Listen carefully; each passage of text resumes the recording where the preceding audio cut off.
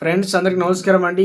ఇప్పుడే అందిన వార్త డిఏ బకాయిలపైన గుడ్ న్యూస్. ప్రభుత్వ ఉద్యోగులకు అంటూ లేటెస్ట్ అప్డేట్ అయితే రావడం జరిగిందండి. సో అందుకు సంబంధించినటువంటి కంప్లీట్ ఇన్ఫర్మేషన్ అనేది వీడియోలో తెలుసుకుందాం.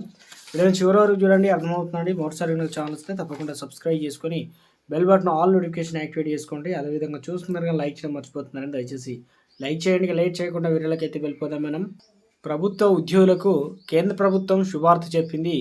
ఇటీవల ప్రభుత్వం 18 నెలల డిఏ బకాయిలను క్లియర్ చేయడంతో లక్షలాది మంది ఉద్యోగులకు లబ్ధి చేకూరనుంది. ఈ నిర్ణయం ఉద్యోగుల చిరకాల డిమాండ్ నెరవేర్చడంతో పాటు వారి ఆర్థిక పరిస్థితిని కూడా మెరుగు చేస్తుంది.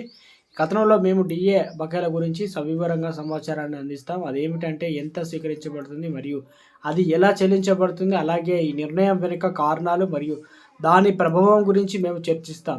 డిఏ బకాయిలు అంటే డిఏ లేదా డిఆర్ఎస్ అలవెన్స్ అనేది ద్రవ్యోల్బణం నుండి ఉపశమనం కలిగించడానికి ప్రభుత్వ ఉద్యోగులు మరియు పెన్షనర్లకు ఇచ్చే ఒక రకమైన భత్యం. ఇది వారి మూల వేతనంలో నిర్ణీత శాతం ఇవ్వబడుతుందని మరియు ఎప్పటికప్పుడు పెంచబడుతుంది. డిఏ పెంచిన తిరిగి చెల్లించినప్పుడు డిఏ బకాయిలు వస్తాయి. ఈసారి జనవరి 2023 జూన్ 2024 వరకు 18 నెలల డిఏ బకాయిలు ప్రభుత్వం క్లియర్ చేసింది. డిఏ బకాయిల యొక్క ప్రధాన అంశం అంటే వివరణ సమాచారం ఈ రకంగా ఉంది.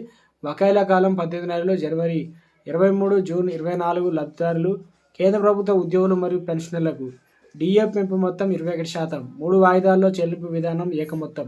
ఇక అంచనా వేసిన లబ్ధిదారులు దాదాపు 50 లక్షల మంది, ఏదైతే ఉద్యోగులు 65 లక్షల మంది పెన్షనర్లు, దాదాపు 40,000 కోట్ల రూపాయలు బడ్జెట్ కేటాయింపు జనవరి 2020 నుండి అమల్లోకి వస్తుంది. నాకు ఎంత డిఏ వస్తాయని చెప్పేసి డిఏ బకాయిల మొత్తం ఉద్యోగి ప్రాథమిక వేతనం డిఏ పెంపు ఆధారపడి ఉంటుంది.